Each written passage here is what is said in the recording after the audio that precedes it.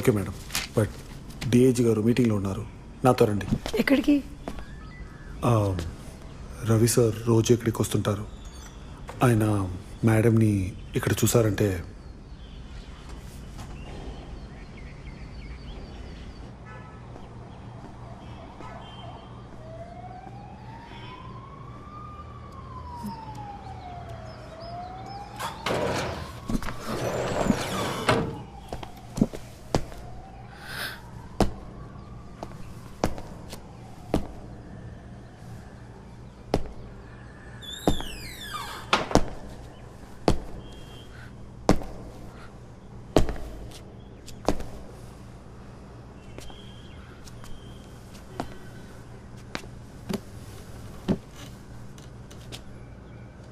ఏంటమ్మో ఇది?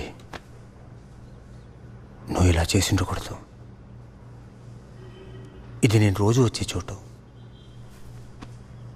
అలాంటిది నువ్వు డిఐజీ కంప్లైంట్ చేసావంటే అందరి ముందు నా పరువు ఏం కావాలి చెప్పు? నువ్వు ఇలా చేసిండకూడదమ్మో.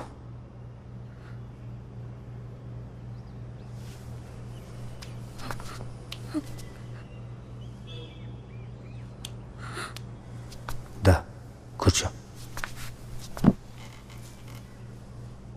సత్య గారు కూర్చోండి. అమ్ము, నీ ప్రాబ్లం ఏంటో చెప్పు.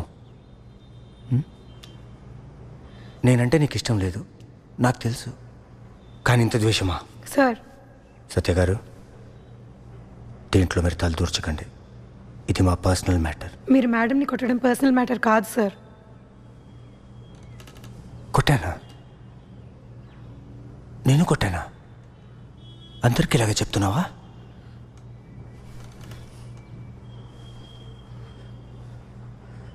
సత్య గారు, మీరు నన్ను సంవత్సరాన్ని చూస్తున్నారు కదా, నేను తన్ని కొడతానా? మీకు అలా అనిపిస్తుందా? హస్బెండ్ అండ్ వైఫ్ మధ్యలో misunderstanding common.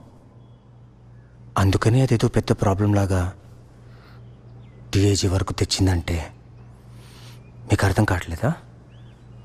She is not mentally right.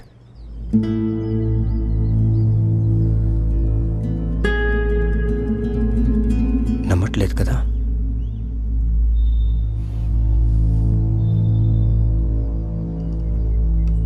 అమ్మో, నేను నిన్ను కొడతానా? అందరూ చూస్తున్నారు, చెప్పము.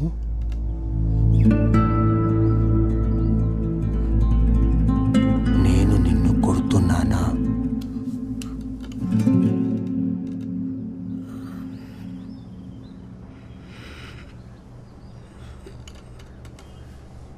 చాలా సత్య గారు. అమ్ము, వెళ్దాం పదా.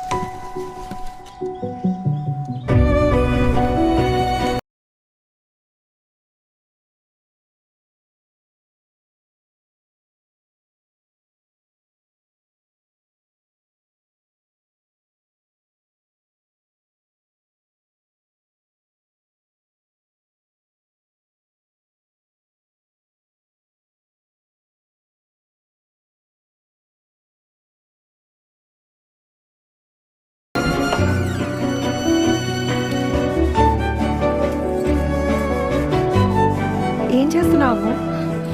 క్లీన్ చేస్తున్నాను. అంతా దుమ్ము చెత్త చెదారం. నేను వచ్చినప్పుడు ఇలా లేదు. నేను పట్టించుకోవడం మానేశాను, ఇలా తయారైంది.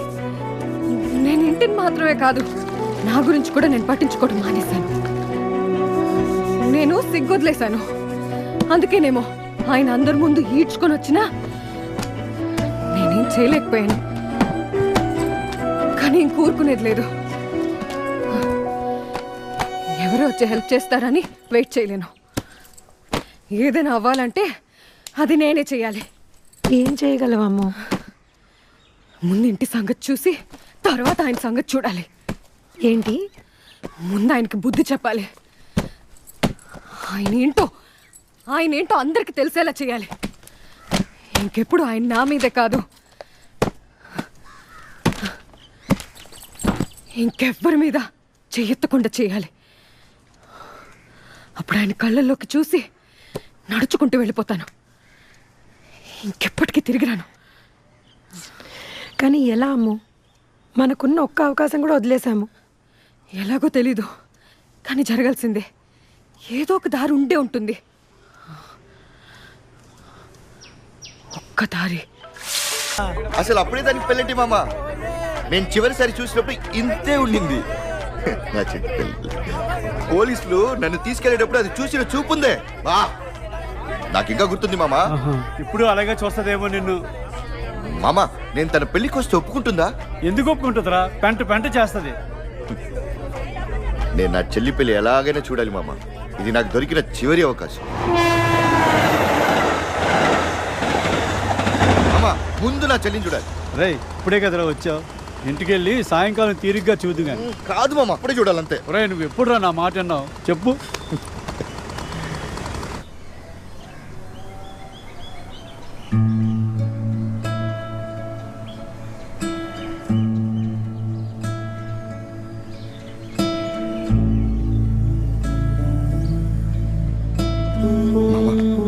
మా చిన్నప్పటి ఫోటో. గీత వచ్చేసిందిరా. మామ, ఒకసారి దాన్ని చూసి వెళ్ళిపోతా మామ.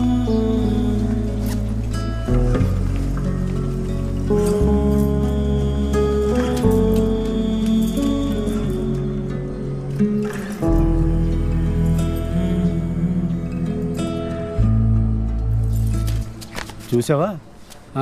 సంతోషమేనా? దిల్కుష్ మామ, అసలు ఎంత దిగిపోయిందో. అచ్చు అమ్మ చూసినట్టే ఉంది కదా. సరే పద, ముందు స్టేషన్కి వెళ్ళాలి.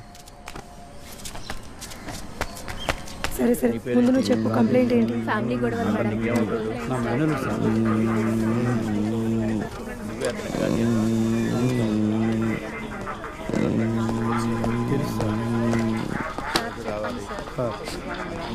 అలాగే సార్.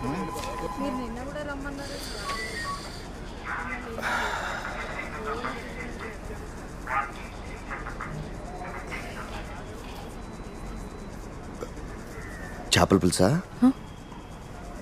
చేపల పులుసా?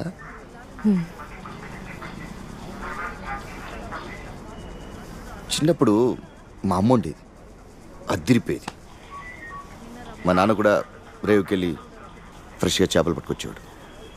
దాన్ని మంచిగా ముక్కలు కోసి ఉప్పు కారం పెట్టి ఉడికేటప్పుడు మా అమ్మ నా కోసం పిడికెడు బెల్లం వేసేది.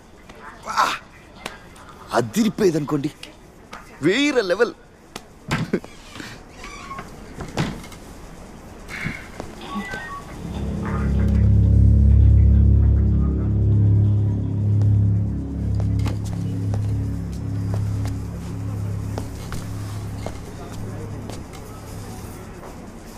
నువ్వు లోపలికి వెళ్ళి లంచ్ రెడీ చేయి, నేను వస్తా.